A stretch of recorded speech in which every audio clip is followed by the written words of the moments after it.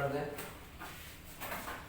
Good morning to all of you बच्चों, class 10th के student. मेरी बातों पर ध्यान से विचार कीजिए जो मैं आज पढ़ा रहा हूँ।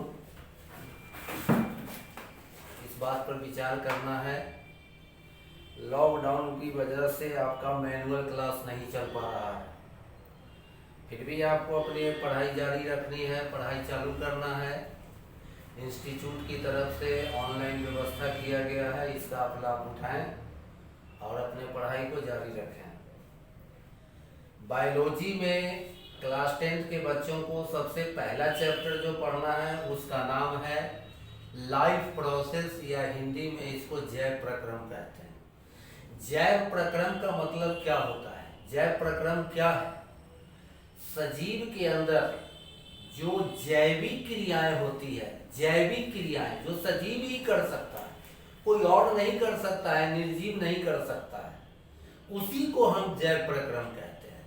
मतलब सजीव के अंदर संचालित होने वाली जो क्रियाएं हैं, जो खुद ही संचालित होती है, जैसे मनुष्य भोजन करता है, जीव जंतु भोजन करते हैं, उसका पाचन होता है, जीव जंतु सांस लेते हैं, जीव जंतु प्रजनन करते हैं, जीव जंतुओं में गति होती है, जीव जंतुओं का आकार बढ़ता है, जीव जंतु में रक्त परिवहन होता है।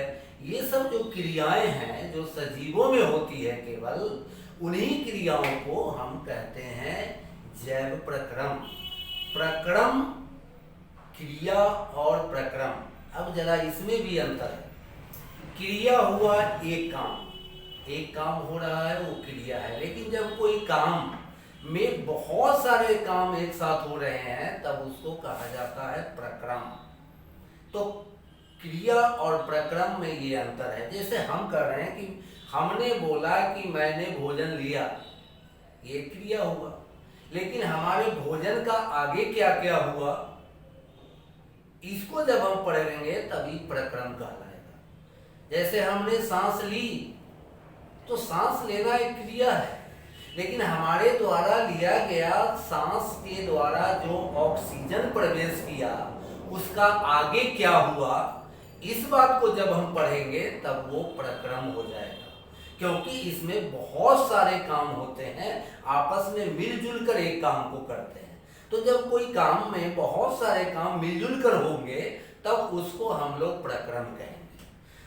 शरीर के अंदर ये जितना भी है, पोषण, श्वसन, परिवहन, उत्सर्जन, ये सब प्रक्रम है। ये एक क्रिया नहीं है, क्रियाओं का समूह है। बहुत सारी क्रियाएं इसमें होती रहती है, उन्हीं को हम लोग डिटेल से पढ़ेंगे। यही हमारा पहला चैप्टर है। तो क्रिया और प्रक्रम में अंतर है, इसको जान लीजिए। कई क्रियाओं के मेलजोल से प्रक्रम बनता है। तो सबसे पहला जो इसमें मेन टॉपिक है पढ़ना हमें, पहला है पोषण। पोषण का मतलब क्या होता है कि दुनिया के सभी सजीव भोजन लेते हैं और उसी भोजन से उनको एनर्जी भी मिलती है, उसी भोजन से उनका शरीर का विकास भी होता है, उसी भोजन से उनकी वृद्धि भी होती है। इसी भोजन, मतलब भोजन को शरीर के द्वारा जब इस्तेमाल होता है, शरीर जब उसको अपने वर्क में ले आती है, अपने काम में इस्तेमाल कर लेती है भोजन को, तो उसी को हम लोग पोषण कहते हैं। शरीर इस्तेमाल करती है। जैसे आप अगर भोजन नहीं करेंगे तो आपका उठना, बैठना, चलना फिरना कुछ भी संभव नहीं है। तो भोजन के द्वारा जो शरीर को एनर्जी मिलती है, शरीर का विकास होता है, शरीर के टूटे फूटे अंगों की मरम्मत होती है, ये सब जो क्रियाएं होती है, शरीर का ग्रोथ होता है, शरीर का विकास होता है, तो ये सारी चीजें हमें पोषण में पढ़ना है। अब पोषण भी कई प्रकार का होता है। पोषण स्वपोषी है, दो प्रकार का है मुख्य रूप से। एक का नाम है स्वपोषी और दूसरे का नाम है परपोषी। स्व मतलब खुद, स्व मतलब खुद, पोषी माने पोषण करने वाला। मतलब पोषण दो प्रकार के होते हैं, पहला कहलाता है स्वपोषी और दूसरा कहलाता है परपोषी। स्व मतलब जो अपना भोजन खुद बनाता है, ऐसे जीव जंतु को भी आपको समझना है। अगर मैं जीव कहता हूं तो इसका मतलब सारे सजीव हो गए, जंतु कहते हैं तो इसका मतलब केवल एनिमल हो गया, केवल जानवर हो गया। तो हमको बायोलॉजी में ज्यादातर जीव शब्द का इस्तेमाल करना है, क्योंकि प्लांट की बात भी हो रही है, पेड़ पौधे की भी बात होगी और जानवरों की भी बात होगी। यहाँ पर पेड़ पौधे कैसे पोषण करते हैं और जानवर कैसे भोजन करता है। मनुष्य भी एक जानवर है, बायोलॉजी के केस में मनुष्य भी एक जानवर है, उसके अंदर भी पोषण होता है। तमाम तरह के जीव जंतुओं में अलग अलग तरीके हैं पोषण के। तो पोषण का दो प्रकार का है, एक है स्वपोषी और दूसरा है परपोषी। स्वपोषी का मतलब होता है ऐसा जीव, ऐसा सजीव जो अपना भोजन खुद बनाता है। आप सब लोगों को मालूम होगा कि अपना भोजन बनाने वाला जीव है वो है हरा पौधा, ग्रीन प्लांट। यही प्रकाश संश्लेषण करता है और ये अपना भोजन खुद बना सकता है। पेड़ पौधे को छोड़ दें तो बाकी जितने भी जीव जंतु हैं वो सब के सब परपोषी हैं, सब परपोषी है, केवल हरा पौधा स्वपोषी कहलाएगा। बाकी जितने जानवर हैं, आप अपने पर विचार कीजिए, तमाम तरह के जीव जंतु पर सोचिए, गाय क्या खाती है, भैंस क्या खाती है, बकरी क्या खाता है, मनुष्य क्या खाता है। तो आप पाइएगा कि मनुष्य हो, गाय हो, भैंस हो, बकरी हो, कुछ भी हो प्राणी, वो क्या खाता है, तो या तो पौधे को खाता है या पौधे द्वारा उत्पादन किए गए चीज को खाता है। ऐसे कुछ जंतु दूसरे जंतु को भी खाते हैं। अब जैसे दुनिया में कोई कीट भक्षी है, जैसे छिपकली है तो वो तो कीड़े मकोड़े खाता है, मेढक है वो तो कीड़े मकोड़े खाता है, शेर है वो तो किसी जानवर को मार के खा सकता है, लेकिन मनुष्य जो है वो तो सब कुछ खाता है। अनाज जो हम खा रहे हैं, गेहूं, चावल, दाल, साग सब्जी, फल फ्रूट, ये सब किसने दिया? पेड़ पौधे ने दिया। तो केवल पेड़ पौधा, हरे हरे पेड़ पौधे जो प्रकाश संश्लेषण की क्रिया करते हैं और अपना भोजन बनाते हैं, वही है स्वपोषी। बाद बाकी जितने भी जानवर हैं वो सब के सब हैं परपोषी। हम लोग भी हैं परपोषी, क्योंकि हम लोग भी अपने भोजन के लिए पेड़ पौधे पर ही आश्रित हैं। हम लोग अपने भोजन के लिए या तो पेड़ पौधे पे आश्रित है और कुछ जानवर पे भी आश्रित है। जैसे दूध की बात करें तो दूध तो पेड़ पौधा हमें देगा नहीं, वो तो जब देगा जानवर देगा। अंडे की बात करें तो वो जब देगा तो जानवर देगा। मांस की बात करें तो जब देगा तो जानवर देगा। तो जब कोई जीव अपने भोजन के लिए किसी दूसरे पे आश्रित हो तो वो परपोषी होता है, और जब कोई जीव अपना भोजन खुद बना लेता है तो वो स्वपोषी होता है। इस मायने में हरे पेड़ पौधे स्वपोषी हैं और सभी तरह के जानवर परपोषी हैं। इसमें अब आपको कोई डाउट नहीं होना चाहिए। अब परपोषी भी कई तरह का होता है।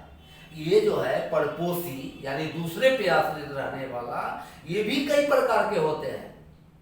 इसी में नाम आता है परजीवी का, परजीवी इसी में है, परजीवी इसी में है। देखिए कौन कौन आता है। पहला तो परजीवी है, दूसरा है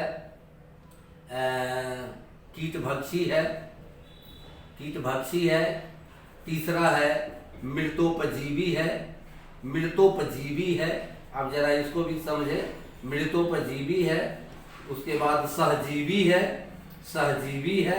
इतने प्रकार हैं इसके, परपोषी के इतने टाइप हैं। परजीवी किसको कहते हैं? परजीवी उसको बोलते हैं जो जब किसी सजीव के अंदर कुछ दूसरे जीव जंतु रहते हैं और उसी से अपना भोजन प्राप्त करते हैं, तो वो हो गए परजीवी। जैसे एज फॉर एग्जाम्पल, हम लोग के शरीर में बहुत तरह के कीटाणु हैं। ब्लड की जांच जब होती है, स्टूल की जांच होती है, तो माइक्रो ऑर्गेनिज्म जिसको हम लोग सूक्ष्म जीव कहते हैं, हमारे शरीर में सूक्ष्म जीव 4 प्रकार के हैं। आपने पहले भी पढ़ा होगा। सूक्ष्म जीव है जीवाणु, सूक्ष्म जीव है वायरस, सूक्ष्म जीव है प्रोटोजोआ, सूक्ष्म जीव है फफूंद जिसको हम फंगस कहते हैं, जब ये सब हमारे शरीर के अंदर होते हैं या किसी दूसरे सजीव के अंदर होते हैं और हमारे शरीर से वो भोजन लेते रहते हैं और बदले में एक दिन हमको बीमार बना देते हैं, रोगी बना देते हैं, तो ऐसे संबंध को, इस तरह के परपोषी लक्षण वाले जीव को परजीवी कहा जाता है। क्या कहा जाएगा? परजीवी। जैसे हमारे शरीर में राउंड वर्म हो सकता है, गोल कृमि हो सकता है, हमारे शरीर में मलेरिया का कीटाणु प्रोटोजोआ हो सकता है, हमारे शरीर में दाद, खाज, खुजली जो चर्म रोग होते हैं, इसका कारण या तो जीवाणु होगा या फिर फंगस होगा। ये भी हमारे शरीर पर आके हम इससे भोजन प्राप्त कर रहे हैं और बदले में हमको बीमारी दे रहे हैं। तो ये सब परजीवी हो गए। तरह तरह के परजीवी हैं। पेड़ पौधे में भी परजीवी होता है। कोई कोई पेड़ पौधा ऐसा है जो दूसरे पेड़ पर चढ़ जाता है और उसके अंदर, उसके तने में अपना जड़ प्रवेश करा देता है और उसी से अपना भोजन लेता रहता है। जैसे इस तरह का पेड़ पौधा का एक उदाहरण है अमरबेल। अमरबेल जिसको बोला जाता है वो इसी तरह का परजीवी है। वो सहारा लेके चढ़ भी गया किसी पेड़ पर और धीरे धीरे वो अपना जड़ उसके तना में प्रवेश करा दिया और उसी से अपना भोजन प्राप्त कर लिया। तो पेड़ पौधे भी परजीवी हो सकते हैं और सूक्ष्म जीव भी परजीवी हो सकते हैं। वो भी आपके शरीर के अंदर हो सकते हैं, वो भी आपको बीमार बना सकते हैं। तो ये परजीवी है। कीट भक्षी, कीड़े मकोड़े खाने वाले कीट भक्षी होते हैं। जैसे आप देखे होंगे घर में दीवार पर छिपकली कीड़े मकोड़े खाती है। जब लाइट जलता है उस समय आप देखिए कीड़े मकोड़े खाती है। मेढक को देखिए कीड़े मकोड़े खा करके अपना जीवन व्यतीत करती है। तो जो कीड़े मकोड़े खा के अपना जीवन व्यतीत करते हैं वो कीट भक्षी हैं। मृतोपजीवी क्या है, अब इसके बारे में सुनिए। मृतोपजीवी उस जीव को कहा जाता है जो सड़े गले मरे हुए जानवरों पे जन्म लेते हैं, कार्बनिक पदार्थों पे जन्म लेते हैं, उनको मृतोपजीवी कहा जाता है। नामे है मृतोपजीवी, मरे हुए चीज पर जन्म लेने वाला, वही कहलाएगा मृतोपजीवी। इस तरह का देखिए, गोबर पर आपने गोबर छत्ता देखा होगा, उजला कलर का होता है गोबर छत्ता। आप सोचिए कि गोबर छत्ता जो गोबर पे जन्म लेता है, तो गोबर तो मृत चीज है ना, वो तो वेस्ट मटेरियल है, वो तो जानवरों द्वारा त्यागी गई चीज है, उसी से उतना सारा चीज प्राप्त कर लेता है, तो वो मृतोपजीवी है। तो आप जान जाइए कि मृतोपजीवी ज्यादातर फफूंद होता है, कवक होता है, इसी को हम मृतोपजीवी कहते हैं। अब आइए सहजीवी के बारे में। सहजीवी क्या है? जब दो जीव एक दूसरे के साथ रहते हों और दोनों एक दूसरे को बेनिफिट देते हों, एक दूसरे को के लिए लाभदायक हैं और उनको नुकसान नहीं कर रहे हैं, तो ऐसे संबंध को सहजीवी कहा जाता है। जैसे एग्जाम्पल हम आपको बताते हैं। आप लोगों ने, ऐसा नहीं है कि पहले नहीं सुना होगा, पहले भी सुना होगा कि दलहनी पौधे की जड़ में गांठ पाई जाती है और उसमें राइजोबियम जीवाणु पाए जाते हैं।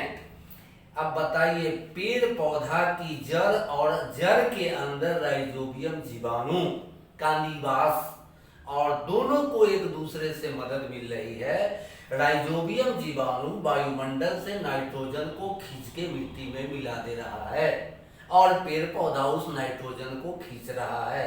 पेड़ पौधा जो भोजन बना रहा है उसी का कुछ भाग जड़ में भेज रहा है, जिससे वो जीवाणु भी जी रहे हैं और जड़ की कोशिकाएं भी जीवित है। तो ऐसा संबंध जिसमें दोनों एक दूसरे को लाभ पहुंचाते हैं, ऐसे संबंध को हम सहजीवी कहते हैं। तो इस तरह से परपोषी बहुत प्रकार के होते हैं। फूडिंग हैबिट के आधार पर कौन सा जंतु क्या खाता है, इसके आधार पर जीव जंतुओं को कई समूहों में बांटा गया है। आए सबको बताने की जरूरत नहीं है, आप जानते होंगे। शाकाहारी, मांसाहारी, कीटभक्षी, सर्वाहारी, रक्तभक्षी। अब देखिए रक्तभक्षी, अब रक्तभक्षी के कौन सा जानवर है?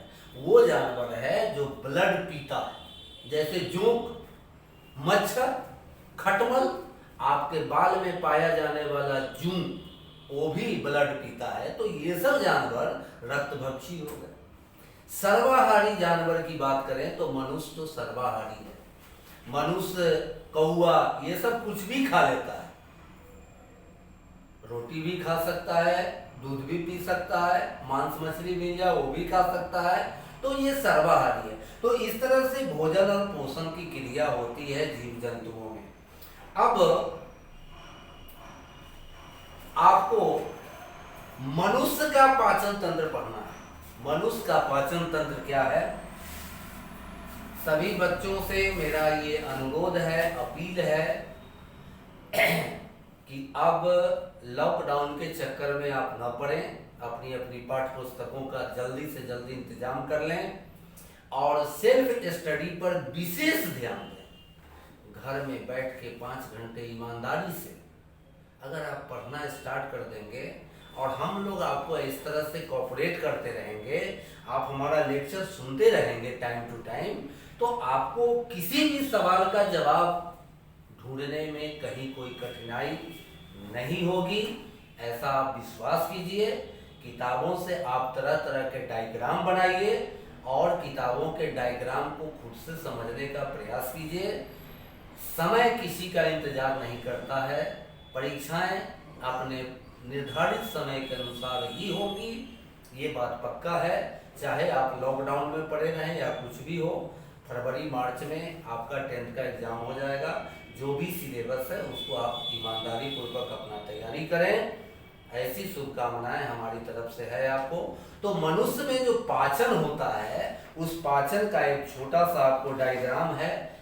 अभी ब्लैक बोर्ड पर डायग्राम बनाने में टाइम ज़्यादा किलिंग होता है, तो डायग्राम आप बनाने के चक्कर में आप घर पर प्रयास करें कैसे डायग्राम बनाया जाएगा। ये जो डायग्राम है, ये मनुष्य का पाचन तंत्र दिखाया गया है। आ रहा है ना फिगर सब? पाचन तंत्र दिखा रहा है ये डायग्राम, ठीक है। ये डायग्राम आपका मनुष्य का डाइजेस्टिव सिस्टम है। इसको आप घर पे बनाइए, किताब को सामने खोलकर, और इसके सारे अंग के बारे में जानिए। मुंह है, उसके बाद भोजन नली है, और भी बहुत सारे अमाशय है, लीवर है, अग्नाशय है, छोटी आंत है, बड़ी आंत है। इन सब चीजों को आप इस डायग्राम से देखिए, इस डायग्राम को बनाइए, प्रयास कीजिए बनाने का पेंसिल से। और एक बार जब आप बनाएंगे तो कभी परीक्षा में अगर पूछ दिया जाए कि मनुष्य का पाचन तंत्र का आरेखीय विवरण करें, डायग्राम बनाइए, तो डायग्राम बना करके आप आराम से बता सकते हैं कि मनुष्य में पाचन कैसे होता है। तो सबसे पहले हम चले मनुष्य में पाचन तंत्र के बारे में। तो मनुष्य में पाचन तंत्र जो है उसमें 2 चीजें होती है। एक कहलाता है आहार नली। मनुष्य के पाचन तंत्र में 2 चीजें होती है, एक आहार नली कहलाता है और दूसरा पाचन ग्रंथियां कहलाती है। इसको आप अच्छी तरह से समझें। आज हम आपको केवल पाचन तंत्र के बारे में बताएंगे। अगले दिन के क्लास में श्वसन चलेगा, फिर अगले दिन के क्लास में परिवहन चलेगा, फिर अगले दिन के क्लास में उत्सर्जन चलेगा। ये 3-4 लेक्चर में आपका खत्म होगा। आज हम मनुष्य के पाचन तंत्र के बारे में आपको बता देते हैं। तो डायग्राम तो आपको बनाना है, आप बनाइए, हम आपको बताते हैं। पाचन तंत्र के बारे में जानने से पहले कुछ जंतुओं के बारे में भी जानना चाहिए। जैसे अमीबा कैसे भोजन लेता है, पैरामीशियम कैसे भोजन लेता है, जीवाणु कैसे भोजन लेता है।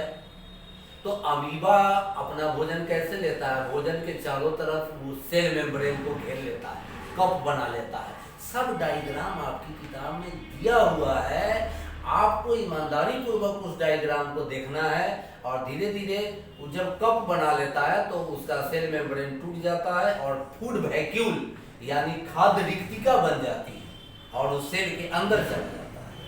पैरामीशियम भी कुछ इसी तरह से भोजन लेता है। ये सब सूक्ष्म जीव है, प्रोटोजोआ के समुदाय के जंतु हैं।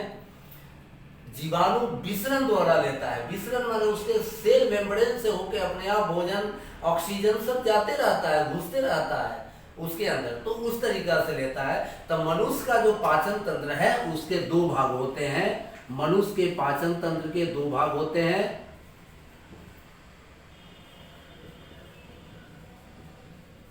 पहला होता है आहार नली, आहार नली, और दूसरा होता है पाचन ग्रंथियां। पाचन ग्रंथियां, पाचन ग्रंथियां क्या है इसके बारे में, दोनों के बारे में सुनिए। आहार नली जो है वो हमारे गले से शुरू होता है और मल द्वार तक जो एक नली है, जो कहीं ऐसा है, कहीं ऐसा है, फिर कहीं ऐसे है, फिर अंत में बड़ी आंत में प्रवेश कर रहा है, फिर बड़ी आंत घूम के आकर के छोटी आंत, मतलब एक इस टाइप का है। आप ऐसे समझिए, अब एक बहुत छोटा सा डायग्राम आपको बता रहे हैं, ये है, और फिर इस टाइप में आ रहे हैं, इस टाइप में, और फिर ऐसे ऐसे इस टाइप का बना हुआ है आपका पाचन तंत्र, इस टाइप में। आप जरा इसको देखिए ध्यान से, आप और भी अच्छा फिगर बनाइए। हम ये कहेंगे, हम तो आपको ऐसे ही बता दे रहे हैं, ठीक है ना। तो ये आया और ये इसमें मिल गया। तो ये एक तरह का हमारा डाइजेस्टिव सिस्टम है। इसके यहाँ पर मुंह होगा, मुख गुहा। इस नली को हम लोग कहेंगे आहार नली, ओएसोफेगस। इसको आप अमाशय कहेंगे, इसको आप बड़ी आंत कहेंगे, इसको आप छोटी आंत कहेंगे, इसको मल द्वार कहेंगे। ये जो नली है जो यहाँ से शुरू हुआ और यहाँ पे जो समाप्त हुआ, इसको हम आहार नली कहते हैं। आहार नली में कई अंग आते हैं। आहार नली में है मुख गुहा, उसके बाद आता है फूड पाइप, ओएसोफेगस, ये है ना, खाद्य नली, इसको आप किताब में जो भी नाम दिया हो, खाद्य नली, अमाशय, अमाशय, छोटी आंत, छोटी आंत, बड़ी आंत, है ना, और मल द्वार। इस सब चीज को मिला के बना आपका आहार नली। उसके बाद पाचन ग्रंथियां भी है।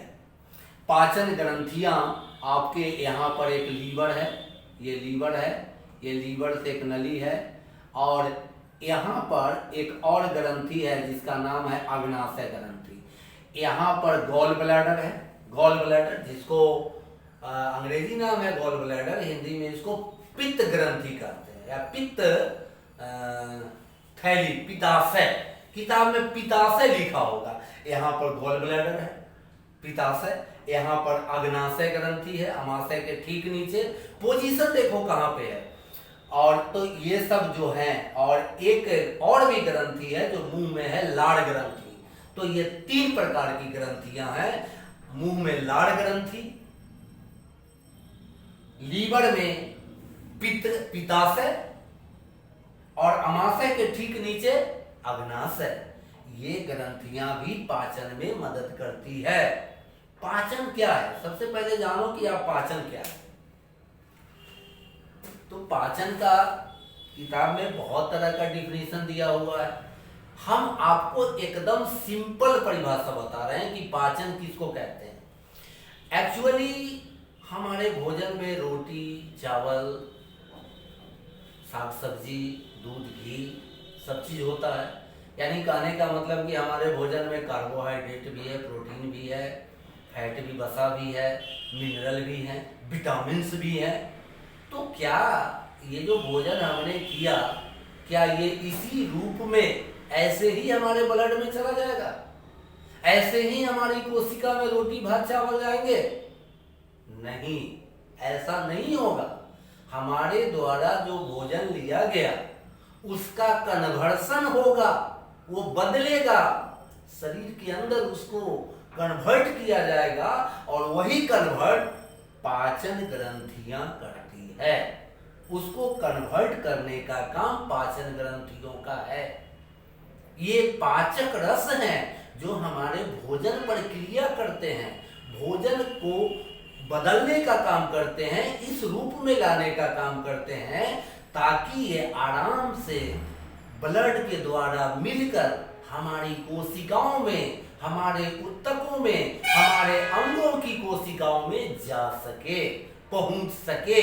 ये जो बदलने की क्रिया है, इसी को हम लोग कहते हैं पाचन। अब इसकी परिभाषा कैसे दी जाएगी?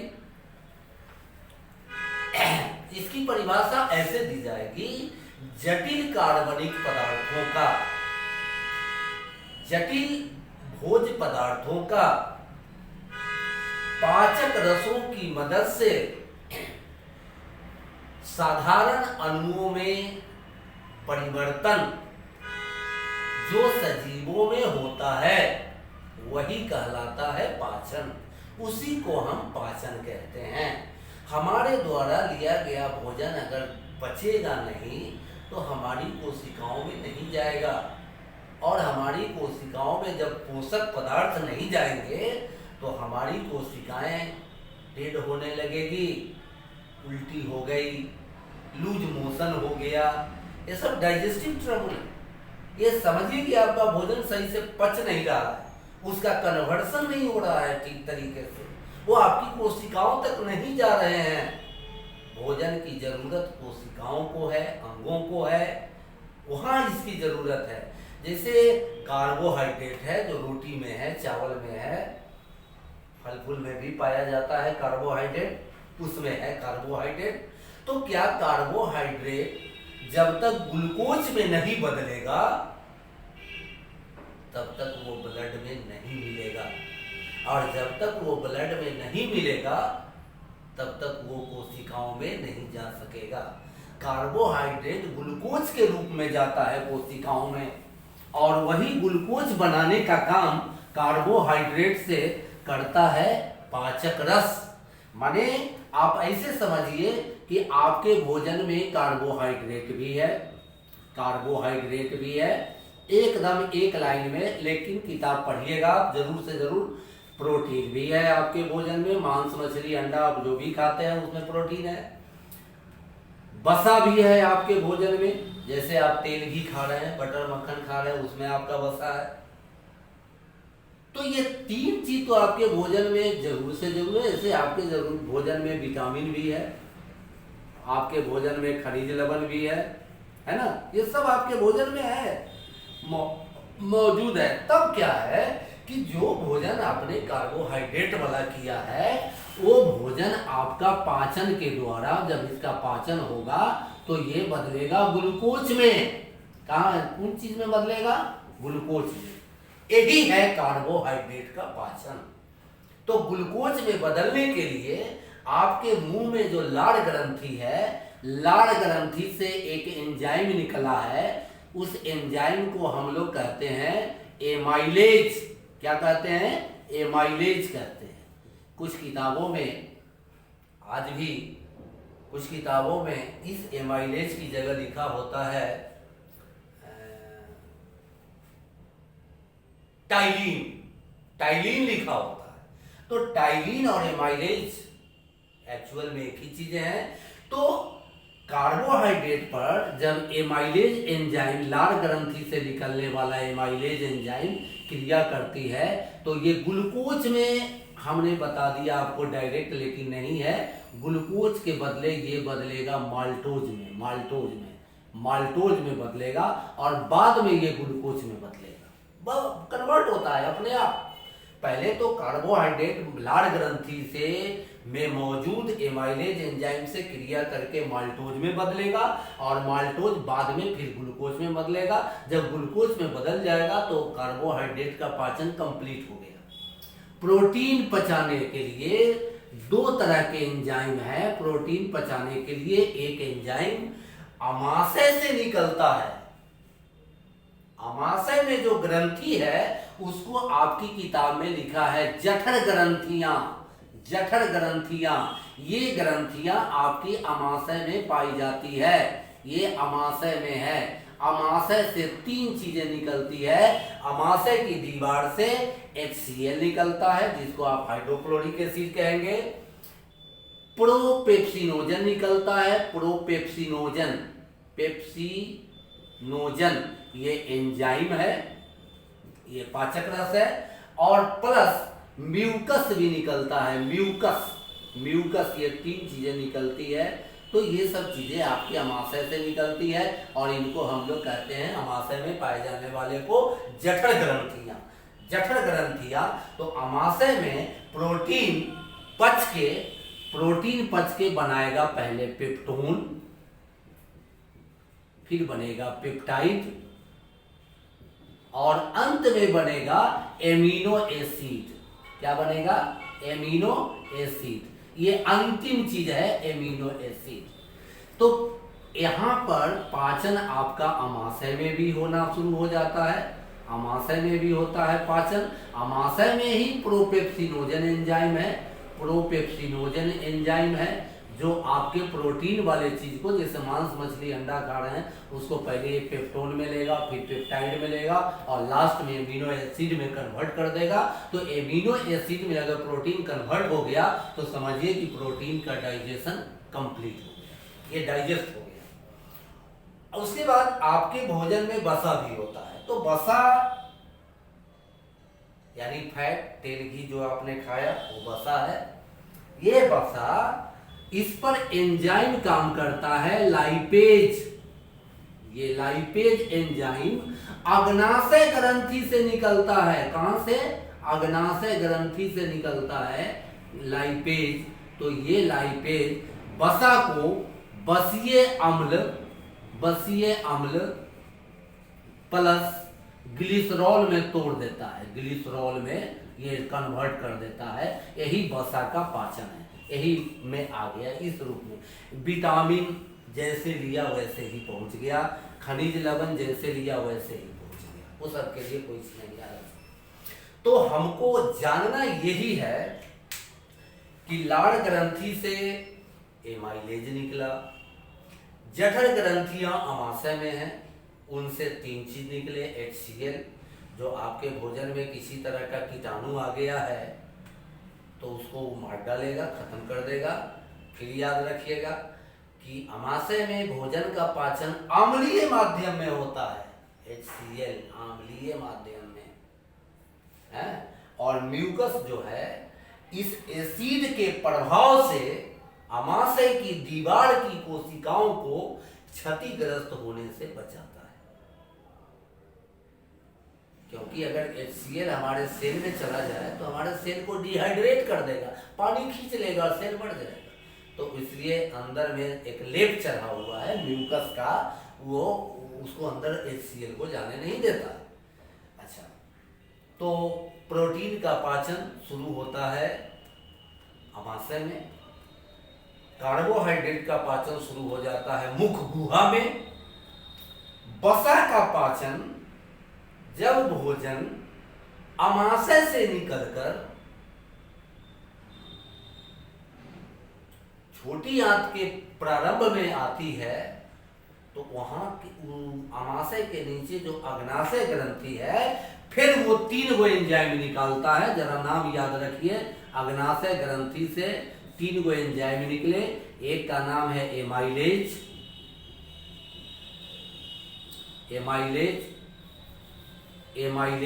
जरा साफ साफ आप लोग किताब पढ़ेंगे आपको समझ में आ जाएगा। एमाइलेज, लाइपेज और ट्रिप्सिन, ये 3 एंजाइम निकले।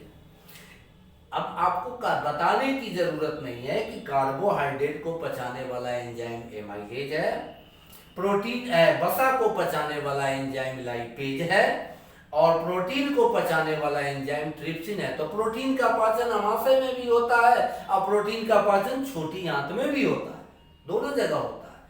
प्रोटीन को पचाने के लिए जठर ग्रंथियां जो एंजाइम निकालती है उसका नाम है प्रोपेप्सिनोजन, और अग्नाशय ग्रंथि जो एंजाइम निकालती है उसका नाम है ट्रिप्सिन। समझ गए आप इस चीज को? यही है पाचन।